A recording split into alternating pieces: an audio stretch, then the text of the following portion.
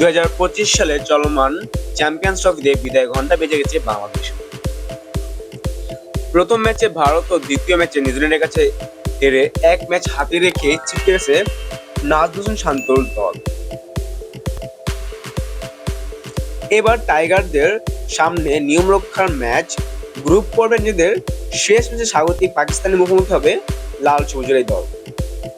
Champions trophy খেলতে দেশ ছাড়া আগে শিরোপা জয়ের বড় স্বপ্ন দেখেছেন অধিনায়ক নাজমুল হোসেন শান্ত।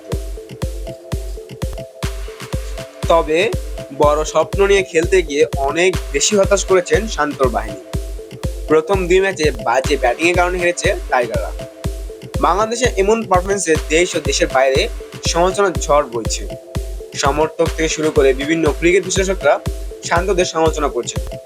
তবে ভারতের সাবেক ক্রিকেটার হরভজন সিং বাংলাদেশ দলের প্রতি আস্থা রাখছেন।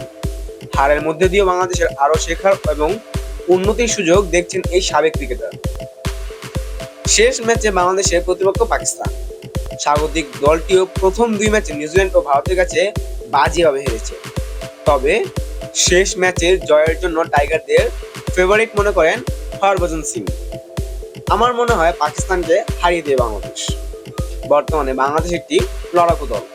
তারা আর ওই দল নেই যাদের বিপক্ষে প্রতিপক্ষ সহজে জিতে যাবে।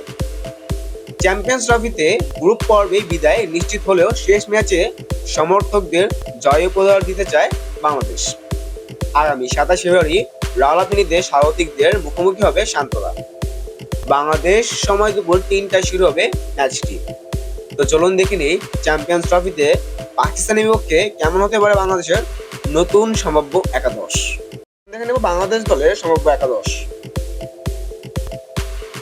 Number 1 Tanzid Hasan Tamim. Number 2 Najmul Hossain Shanto. Number 3 Mehedi Hasan Miraz. Number 4 Towhid Hridoy. Number 5 Mushfiqur Rahim. Number 6 Jaker Ali Anik. Number 7 Mahmudullah Riyad. Number 8 Rishad Hossain.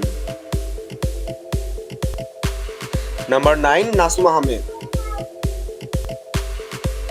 Number 10 Taskin Ahmed. Number 11 Nahid Rana.